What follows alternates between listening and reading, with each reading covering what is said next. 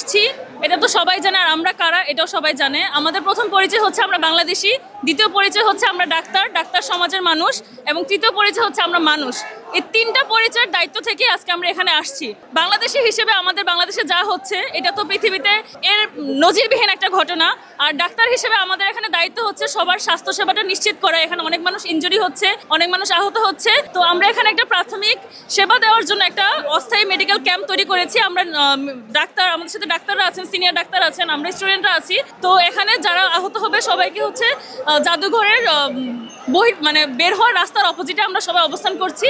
আর মানুষ হিসেবে তো আমাদের সবাইকে আসা উচিত। আমরা তো অবশ্যই আন্দোলনের পক্ষে, আর এই আন্দোলনের পক্ষে বাংলাদেশের প্রতিটা সাধারণ মানুষ থেকে ধরে প্রতিটা দায়িত্ববান মানুষ এই আন্দোলনের পক্ষে, কারণ এটা যৌক্তিক আন্দোলন।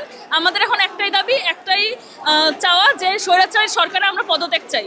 একজন যুবকের গুলি লাগার পরে 5 দিন সে বিভিন্ন হাসপাতালে চিকিৎসার জন্য দৌড়েছে, কিন্তু চিকিৎসা না পাই মৃত্যুবরণ করছে। এই জন্য আমরা চাই না আমার দেশের কোনো নাগরিক বিনা চিকিৎসা মারা যাক। এই স্বৈর শাসক শেখ হাসিনা দীর্ঘদিন নির্বাচনবিহীন গদিতে আটকে আছে এবং ভীষণ রকমের দুর্নীতি করে আজকে 20 টাকা কেজির যে আলু সেটা আমরা 70 টাকায় খাচ্ছি, এবং বেনজির যে 1000 কোটি টাকা বানাইছে এবং তাকে যেহেতু নির্বাচনে সে নিয়ে এসে পুরস্কার হিসেবে এটা করতেছে, ফ্রি এক্সিট দিচ্ছে। আমরা এটা চাই না, এই সরকারের পদত্যাগ চাই। আমরা ট্রিটমেন্ট দিচ্ছি, এইটা একটা বড় সহযোগিতা যে ট্রিটমেন্ট আমাদের বিভিন্ন হাসপাতালে বিভিন্ন পয়েন্টে আমাদের ছেলেমেয়েরা আছে তারা চিকিৎসা দিচ্ছে, এবং আমরা স্পটে আসছি এই জন্য ফার্স্ট এড দিতে পারি, কোনো রক্তক্ষরণ নয়। এবং বিভিন্ন জায়গা থেকে ব্লাড চাচ্ছে, আমরা ব্লাড দিচ্ছি, অপারেশনের জন্য হেল্প করছি, টাকা পয়সা কালেক্ট করছি, খরচ করছি। প্রাইমারি ট্রিটমেন্টের জন্য অনেকে দেখা যায় যে রাস্তাঘাটে পড়ে মারা যাচ্ছে, কোনো প্রাইমারি ট্রিটমেন্ট পাচ্ছে না। কারণ হচ্ছে গিয়ে এমন লেভেলে তারা জখম হচ্ছে, দেখা যায় তারা মেডিকেল পর্যন্ত যেতে যেতেই তারা ডেড হয়ে যাচ্ছে। তো আমরা একটা টিম নিয়ে এসেছি এখানে যেন তাদেরকে আমরা একটা প্রাইমারি একটা ট্রিটমেন্ট দিতে পারি। অ্যাজ লাইক হচ্ছে কেউ কেটে গেলে কোনো জন্য ইনফেকশন যাতে না হয়, বা হচ্ছে কারো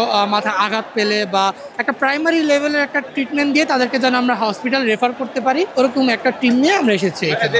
আমাদের ডক্টরদের একটা মানে নীতি বলতে হচ্ছে মানবতার সেবা এগিয়ে যাওয়া, তাই না? এখন যে কোনো পরিস্থিতি হোক না কেন, তো হচ্ছে ওই মানে মানবতার খাতিরেই, মানে মানবতার সেবার খাতিরেই আমরা হচ্ছে এদিকে আসি।